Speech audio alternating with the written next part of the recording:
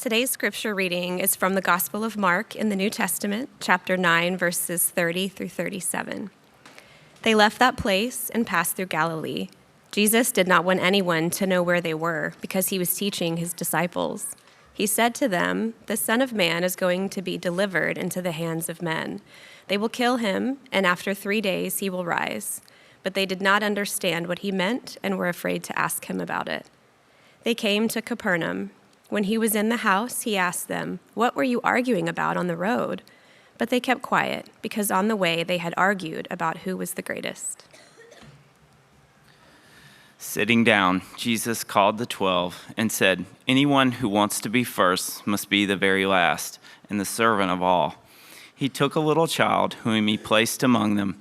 Taking the child in his arms, he said to them, "Whoever welcomes one of these little children in my name welcomes me. And whoever welcomes me does not welcome me, but the one who sent me." This is God's word. Let me begin by asking a question. How much of life do you think is spent trying to be somebody, to accomplish something, to be accepted, recognized by others, to achieve some level of success in life? And, each of these things have to do with what we call status. And our culture is hardwired us to really value ourselves and one another based on this. And if you don't agree with that, or you just need some proof, then you can get out your phone even right now and just scroll through social media, and you begin to sense maybe this is the case. The further up that you sense you are by comparing yourself with others in the social strata on that ladder, it's like an elixir. It feels great, but watch out. As you begin to slip down a little bit more, then it can go very dark quickly. Regardless, anxiety hovers. In his book, Status Anxiety, Alain de Botton said, "Status anxiety possesses an exceptional capacity to inspire sorrow." Can you feel that? But what if that's not what life is really about? What if there is an alternative vision for life, a way that's more refreshing, a way that is actually more effective at gauging a person's worth? How do we see more clearly into that kind of a vision? So we're in the middle of a series to start the new year called The Eyes of Faith. It's the middle section of the New Testament book of Mark that is bookended by the healings of two blind individuals. In the middle, it's Jesus teaching about what it means to be a follower of him. And over again, in spite of the fact that he's teaching his disciples exactly what it means, they reveal themselves to be pretty spiritually blind.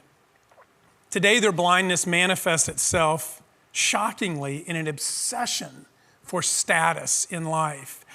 And by seeing their negative example through Jesus' teaching, helps us to see more clearly and helps us to deal with the status anxiety that we face and the sorrow that it inspires. Let's think about it this way. First of all, a jarring juxtaposition. Secondly, an upside-down dynamic. And finally, a parable to ponder. So first of all, a jarring juxtaposition. There are two things placed side by side that doesn't take much to just look at it and realize that it's very, very jarring. So Jesus had been traveling from the far north on his way to Jerusalem, where he will suffer and die. And so he's still in the north in an area called Galilee. And it says that he went from teaching a large crowd to wanting to teach in private. It says Jesus did not want anyone to know where they were because he was teaching his disciples. And even right here, it's just a small place to pause and say, you get a hint of how a Christian is formed with this.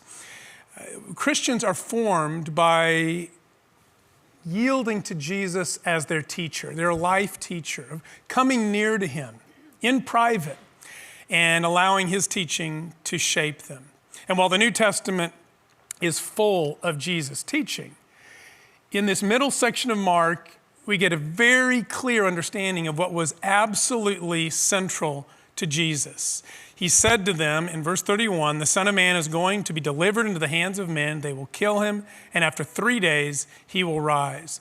And the wording here in Greek makes it very clear that this was something he kept coming back to, that it was a relentless centering device for his teaching. So what does it mean to see more clearly? It's like putting on the lenses of Jesus' life, death, specifically, and his resurrection. I've gotten to that stage in life where I still kid myself when I go to a restaurant that I don't need readers to look at the menu. And then I just get seething at these restaurants that use, like a 9-point font on their menus. Come on, this is ageism at work here. Spiritually, it's the same thing. We like to assume that we know how to navigate life, but Jesus is begging us to put on our gospel readers, to see that the way that we're going to approach life most clearly and thoughtfully is by seeing it through the lens of his death and resurrection. And yet, it tells us in verse 32, they did not understand what he meant and were afraid to ask him about it. Fear, I think, is one of the things that we see over and over again in the Gospels. It is a visual obstruction like none other. And yet, these who were closest to him were fearful about even asking him about it. And you might think, the old adage, well, isn't it better to keep your mouth closed in such a moment like this, as opposed to opening your mouth, as Peter often did, and removing all doubt of ignorance at that point? Well, that's really what ended up happening, though they didn't intend it probably. Because what happens next, and this is the jarring juxtaposition, is Jesus catches them arguing with one another. It says that they were arguing about who was the greatest. And so Jesus, knowing this, he plays around with them a little bit and says, what were you arguing about back there on the road? And it says, once again, they kept quiet because on the way they had argued about who was the greatest. Jesus, my mission is to set my face toward Jerusalem, and I'm going to go there and be rejected and suffer and die. The disciples, hey, I'm better than you. Which one's the best? It is jarring. And it's in this jarring juxtaposition that I think it tells us a lot about even what it means to be clear-eyed as a follower of Jesus. Because if you this morning aren't, let's say you're not convinced about what you believe, or you wouldn't describe yourself as a Christian, one of the most off-putting things, isn't it true, nauseating even, are Christians who are so arrogantly confident about everything that they believe. That kind of surety can be a blinding influence in your own life spiritually. But what this teaches us is even believers who are very close to Jesus, they were as close literally to Jesus as one could get, couldn't have been further away from him spiritually. It's a warning to us. But there's a lot of hope here as well, just in this picture that we have before us. Jesus talking about his death. Herodotus, who was a historian in 5th century BC Greece, said there was a custom toward the end of Egyptian feasts where the revelers were at their most exuberant. The party was hitting all cylinders, and servants would be instructed to march through the feast around the tables carrying on stretchers skeletons. And you talk about throwing a wet blanket on a wild time. But I imagine for plenty of the people, it had its intended effect. Because as they're just sky high in that moment, having to come face to face with their mortality might have had literally and psychologically some kind of sobering effect in them. As they're going, maybe this isn't what life is all about. Maybe in their own version of what the author of Ecclesiastes says as he surveyed life, building life around all the things that life can afford, vanity of vanities. It's all meaningless. And so I think reflecting on our death has that ability to rescue us from an empty life. And that's true in ancient Egyptian feasts, but Jesus doesn't leave it there, of course. He doesn't just say, I'm going to suffer and die. You need to be thinking about my death. He's not being morose here. Because he says, on the third day, I will rise again. Because it was never a hard stop for Jesus about death. It was death with a real purpose. We'll get to that a little bit later. But the life, the world beyond death. Because this is where the hope really is. That the value system this world uses is locked into this world. But what if this world were just a little portion of the span of true time? What if there were another world beyond this world? Jesus says, I've gone beyond this world into that world. And the value system there is radically different, refreshingly so. It'll turn your world upside down. Let's look at that next. So first, a jarring juxtaposition. Secondly, an upside down dynamic. So how did Jesus approach rescuing his disciples from this self-absorption? They're in the middle of this argument about who's the greatest. What he didn't do is he didn't come in and just try to tweak their basic assumptions. He turned them on their head. It says in verse 35, Jesus called the 12 and said, anyone who wants to be first must be the very last and servant of all. He radically overturned their cultural assumptions here. This is a competitive person's nightmare, isn't it? Are you competitive? Years ago, a staff team that I was on had someone come in to do some team building. They had us each take this diagnostic tool called Strength Finders. Have you ever heard of this before? And the idea is that we each have strengths, and we should be aware of those strengths and lean into those strengths. I was pretty excited about this. I took the diagnostic. I get the report back in front of the entire staff team. What's Leo's greatest strength? Competition. That I seem to be driven by competitiveness, by the zero-sum game win-lose. And that's one thing, when you're on a tennis court. But when you're in a marriage, when you're in a tense situation at work, does it need to be that way? Jesus is saying, this may be a strength, but it's also your Achilles heel. And you say, okay, but I'm not really competitive. Well, but not so fast, because notice what he said here when he said, anyone who wants to be first. Want is a word of desires. You might be able to curb your behaviors for most people, but every single one of us, our heart is like this witch's brew. It's a cauldron of all sorts of desires and wants, and those manifest themselves in our relationships. And so what Jesus is saying is becoming a healthy person is knowing how to take an inventory of those desires, those wants down deep, and then become aware of them when in the heat of the moment, they begin to manifest themselves. So, maybe you're late for an appointment, you're on 59, headed to the 610 interchange, and oh my gosh, it's backed up seemingly for miles. What are you gonna do? Well, what you do, you just keep in the lane to the left until you get right up before the cutoff, and then, oh, I forgot, and you put yourself first as opposed to last.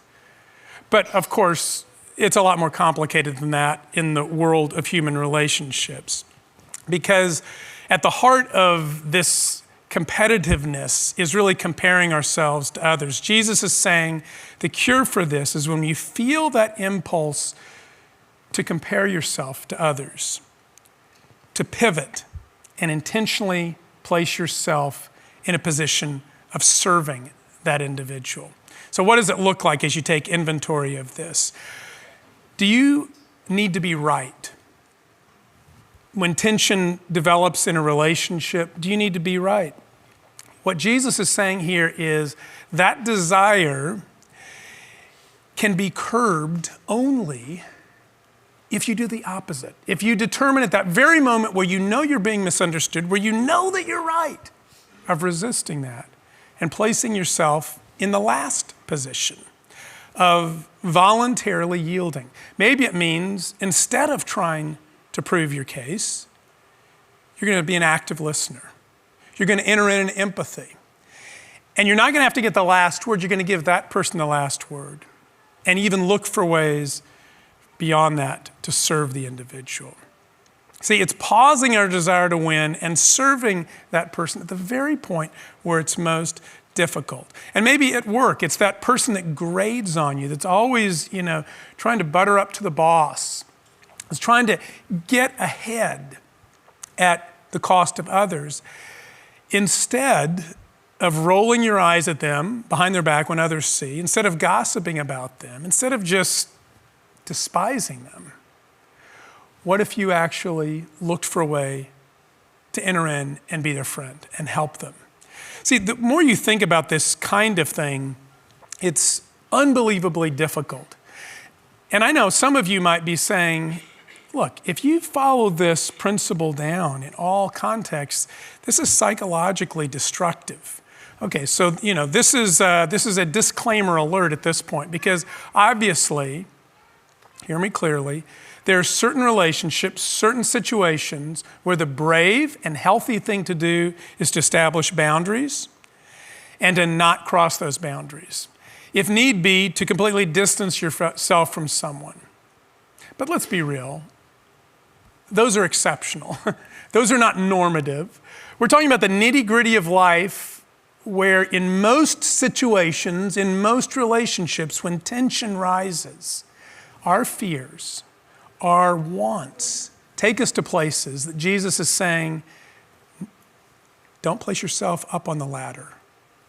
Move yourself intentionally down to a position of serving. So that if you begin to really process this, and this week I hope that each of us do, in the most difficult of situations, you say, this is not only challenging, it's utterly impossible. And maybe that's part of what Jesus had in mind here. Maybe he didn't want following him to be simply something that we could manage along the way throughout life, but that we would come to the end of ourselves and say, as Jesus himself said in the book of John, apart from me, you can do nothing, absolutely nothing. That we need him and his power to do this. Do you ever have a song that will get in your head and you can't shake it even when you don't want it to stay there? As I was working on this sermon over the last week or so and thinking and reflecting on this, upside down dynamic that Jesus introduced, I could not get the Diana Ross song out of my head. And it's a wonderful song, but I'm like, come on, I'm trying to focus on Jesus stuff here, But then I thought, maybe there's sort of the gospel according to Diana here, that there's more than meets the eye. Upside down, you turn me inside out, you give to me the love that I need. Now, I know this sounds ridiculous at first glance, but Jesus' teaching has the power to turn us upside down only if it works itself inside out within us, and only if the power that we're drawing upon is his love. Otherwise, we will either get burned out trying to do what he's called us to do, or we will pretend that we're there when we're really not and become those obnoxious hypocrites. So, a jarring juxtaposition, an upside down dynamic. Let's look last at this power, the power of his love. And we'll do so by noticing that what Jesus did to really drive home when he was teaching is he enacted a parable to ponder. So to break through his disciples' spiritual blindness, he enacted this parable by taking a young child, in his arms, and he said this in verse 37, whoever welcomes one of these little children in my name welcomes me. Now, as I mentioned earlier, we don't want to assume that we understand what's going on here. Unlike our culture, children in this day were not idolized. This was not a child-friendly day. They weren't romanticized as examples of innocence. Actually, a lot of the more uptight religious people looked down on children because why? Because they were not able to keep the law. And so they were viewed as, in that sense, weak. What's the point in the context here? That's what we should ask the question of this parable. Children in that day represented a group that was way down the social strata. They were utterly weak and didn't have any social standing to speak of. And therefore, to welcome such a weak person, one who could do absolutely nothing for you, meant that you yourself were humbling yourself and taking that last position. You were becoming a servant of all. And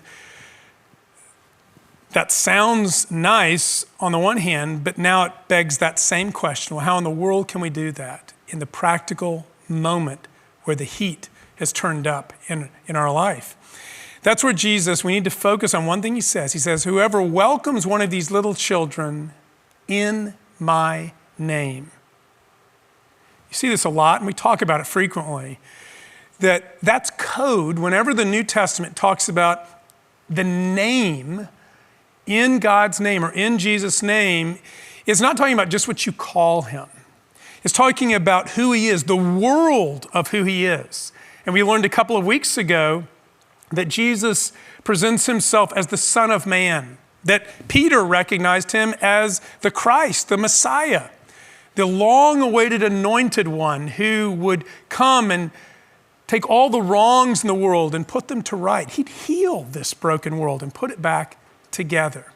The question, though, the disciples could not seem to get straight was how he would do this. And this is where his power comes to bear, because it was always through his death that Jesus emphasized he could do this. And so that's why he's talking about it relentlessly, his voluntarily offering himself up. Look, a person could welcome someone who was way down the social ladder, a child, for instance, in Jesus' name because of who he is for them. See, because he went all the way down the ladder from heaven to earth and ultimately to the cross for us, we can resist that urge to have to be first, to have to be right, to have to be better than, to gain our value and security in life based on the approval of other people. We can resist all of those things because of his love. You know, in his study on anxiety, the author I mentioned earlier, Alain de Botton, concluded the root of all of our drive for status, and he was not writing as a Christian, wasn't describing himself as a Christian. The root of this, he said, is a desire to be loved and accepted. This fits like a key to exactly what Jesus is saying, because we know the greatest love story of all is that Jesus himself put himself in the least position for us, serving us all the way to the cross so that he could perfectly love and accept us in himself. And when we begin to value others, when we begin to value and esteem ourselves based on that, letting that love of his work its way inside out of our life, it'll not only mitigate the sorrows and stresses of anxiety in us, but it'll turn us absolutely upside down. Let's pray. Our Lord, thank you so much for the power of your love, the great love story of the gospel that isn't just table talk, but it's what can actually turn our lives upside down in the very nitty-gritty, the stresses, the sorrows, the broken relationships, the difficult workplace situations. We thank you that that's possible, Lord, because you lowered yourself all the way to the cross for us. And because you have been exalted and ascended into heaven, opening up for us the new way of your kingdom, a whole new value system. Give us that lens, Lord, this week. And now feed us with these holy mysteries that we might see the world through your eyes. In Jesus' name we pray. Amen.